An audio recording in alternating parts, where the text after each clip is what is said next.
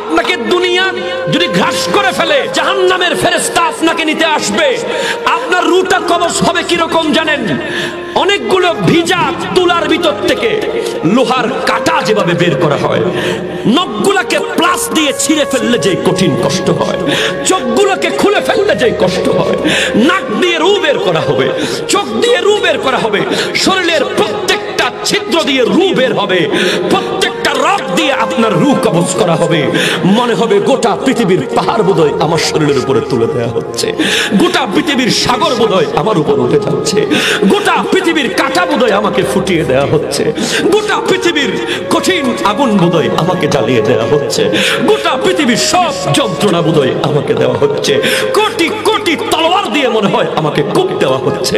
এই কঠিন কঠিন থেকে কঠিন, কঠিন থেকে কঠিন আপনার রূহ কবজ হবে যদি আপনি দুনিয়াকে ভুলতে না পারেন, দুনিয়াকে ছাড়তে না পারেন, কবরের কথা স্মরণ করতে না পারেন।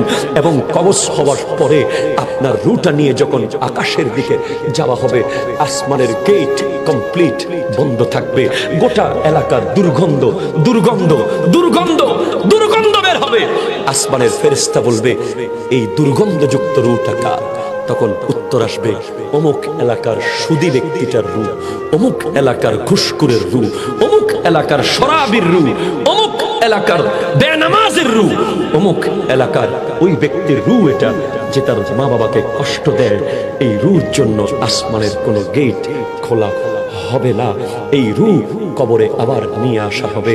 আসার পরে সেই ব্যক্তি কবরে যাওয়ার সাথে সাথে কবর তাকে বলবে, তুমি কি জানতে না? তুমি কি জানতে না? তুমি কি জানতে না? আরে তুমি এত নিশ্চিত কেমনে হয়ে গেলে? যেখানে আমার দয়াল নবীর চাচি যান ফাতেমা বিনতে আসাদ যখন দুনিয়া থেকে বিদায় নেবেন, ইন্তেকাল করলেন, আমার দয়াল নবী ওনার কবরের মধ্যে শুয়ে গেলেন। সাহাবায়ে জিজ্ঞেস করছেন, ইয়া রাসূলুল্লাহ, আপনি কেন এখানে শুয়ে পড়লেন? কিছুক্ষণ নবীজি শুয়েছিলেন। হাদিসে পাকে এসেছে, নবীজি বলছেন, কবর যেন আমার মাকে কোনো কষ্ট না দেয়। আরে যেখানে হযরত উসমান যুন্নুরাইন রাদিয়াল্লাহু তাআলা আনহু যখন কোন কবরের পাশ দিয়ে যেতেন, কবি বলছে, আমুররু আলাল মাকাবির কুল্লাহিন ওয়ালা আদরি আইয়ুল আরদি কাবরি। আমরাও প্রতিদিন কবরের পাশ দিয়ে যাই। উসমান যুন্নুরাইন রাদিয়াল্লাহু তাআলা কবরের পাশ দিয়ে যেতেন। ওনার আর আমাদের মধ্যে পার্থক্য কি? আমরা কবরের পাশ দিয়ে চলে যাই দুনিয়াদারি করতে। কথা বলেন ভাই, ঠিক কিনা বলেন?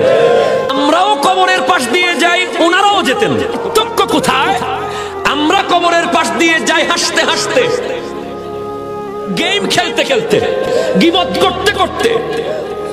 কিন্তু হযরত উসমান রাদিয়াল্লাহু তাআলা যখন কোন কবর দেখতেন, এমন ভাবে কাঁপতেন ওনার দাড়ি মোবারক ভিজে যেত। ভাইজান, জান্নাতের গ্যারান্টি পাওয়ার পরেও উনি যদি কবর দেখে এমন ভাবে কাঁদে, তাহলে আমি কি ফ্রি ফায়ার খেলতে পারি? একটু কথা বলেন না ভাই। খেলতে পারি ভাই, খেলতে পারি।